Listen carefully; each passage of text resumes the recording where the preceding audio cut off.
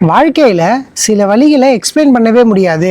அதை நீங்க ஃபீல் பண்ணா மட்டும் தான் புரியும். மற்றவங்களுக்கு புரிய வைக்கவே முடியாதுன்னு சொல்லுவாங்க. எக்ஸாம்பிளுக்கு எதை சொல்லலாம் அப்படின்னா, நம்ம கூடவே பழகிட்டு இருந்த ஃப்ரெண்டு திடீர்னு வெளியூர் போயிடுவான், இல்ல நம்ம ரிலேஷன்ல யாராவது இறந்துருவாங்க, அப்படி இல்லைன்னா ஏதாவது ஒரு லவ் ஃபெயிலியரா இருக்கலாம். இந்த மாதிரி வழிகளை எக்ஸ்பிளைன் பண்ணவே முடியாது. நீங்க ஃபீல் பண்ணா மட்டும் தான் அந்த வழியை புரிஞ்சுக்க முடியும்னு சொல்லுவாங்க. இதே அளவுக்கு வழிகளை தரக்கூடிய வேற சில விஷயங்களை இப்ப நான் சொல்றேன் உங்களுக்கு கேளுங்க. இந்த உதடு இருக்குல்ல, இந்த உதட்டு பார்டர் இருக்கு பாருங்க, உடம்பு ஹீட் ஆனா இந்த பார்டர்ல ஒரு கட்டி வரும். அந்த கட்டியை நீங்க கையால இப்படி தொட்டாலே உங்க கண்ணு ஆட்டோமேட்டிக்கா கலங்கும். அதை வச்சு அழுத்துனீங்கன்னா இந்த உதடு ஃபுல்லா ஏதோ கரண்ட் ஷாக் கொடுக்குற மாதிரி இருக்கும். அடுத்தது நீங்க பிரஷ் பண்ணும் போது எங்கேயாவது குத்திக்கிட்டீங்கன்னு வச்சுக்கோங்களேன், அதுக்கப்புறம் 3-4 நாளைக்கு நீங்க எது சாப்பிட்டாலும் வாயில ஆசிட் ஊத்துற மாதிரி இருக்கும். அந்த வலி இருக்கே நரகம். அதெல்லாம் அதை கூட மன்னிச்சிருவாங்க. உட்கார்ற இடத்துல கட்டி வந்துட்டா எப்படி வலிக்கும் தெரியுமா?